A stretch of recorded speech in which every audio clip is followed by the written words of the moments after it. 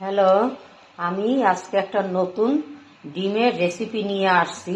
তোমরা দেখতে থাকো কিভাবে আমি রান্না করি।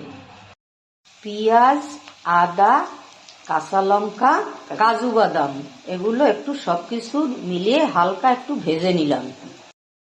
হলুদ দিয়ে লাল লাল করে ভাজা হয়ে গেছে। এখন আমি ডিমটা তুলে নেব। এবার ফোড়নে আমি এলাচ, দারচিনি, জিরে আর গোলমরিচ দিয়ে দিলাম। এবারে আমি সেই ভাজা মশলাটাকে একটু সাথে ধনেপাতা দিয়ে মিক্সিতে পেস্ট করে কড়াইতে দিয়ে দিলাম। ধনে, জিরে, হলুদ আর পরিমাণ মতো নুন দিয়ে আমি মশলাটাকে একটু ঢেকে দিলাম। সামান্য একটু টক দই দিয়ে দিলাম। মশলা কষানো হয়ে গেছে, আমি এখন ডিমটা দিয়ে দিলাম। আমার ডিম রান্না হয়ে গেছে। এইবার আমি একটু গরম মশলার গুঁড়ি উপরে হালকা করে একটু দিয়ে দিলাম।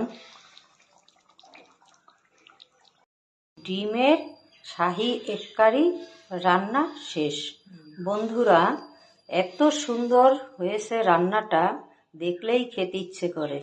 তোমাদের যদি কারো খাবার ইচ্ছা থাকে তাইলে চলে আসো।